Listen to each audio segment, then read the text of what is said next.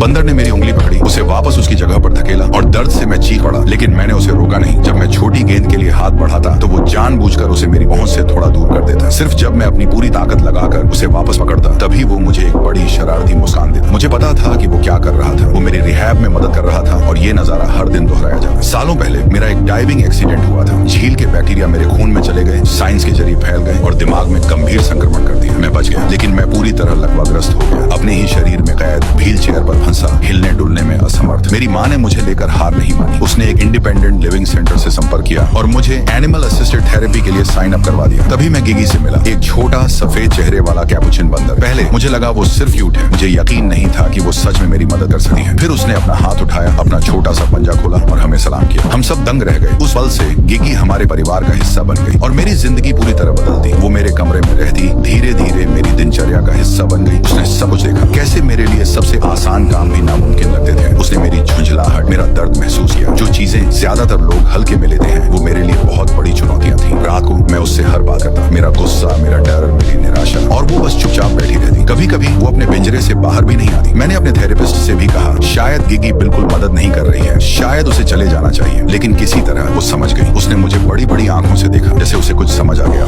एक दिन जब मेरी रिहैब बॉल टेबल से लुढ़क गई, वो नीचे उतरी, उसे उठाया, धीरे से मेरी अकड़ी हुई उंगलियां खोली और उसे वापस मेरे हाथ में रख दिया। फिर वो मेरे कंधे पर चढ़ी और मेरे पास सिमट कर बैठ गई। मैं हैरान रह गया। उसके बाद सब कुछ बदल गया। गिगी ने पहल करनी शुरू कर दी। वो पन्ने पलटने में मेरी मदद करती, नर्सों की आसान कामों में सहायता करती, यहाँ तक कि मेरी बहन के साथ मिलकर मुझे पियानो प्रैक्टिस कराने में मदद करती। रिहैब के दौरान वो मेरे साथ चलती, हर हरकत पर मेरा हौसला बढ़ाती, और जब भी मैं थोड़ी सी भी तरक्की करता तो वो पागलों की तरह खुशी मनाती। सबसे अविश्वसनीय बात, फार्मेसी में वो इधर उधर भागती, मेरी दवाइयाँ और सामान लाने में मदद करती। जिसने भी ये देखा वो हैरान रह गया। धीरे धीरे उसकी देखभाल और साथ ने वो दीवारें तोड़ दी जो मैंने अपने चारों ओर बना ली थी।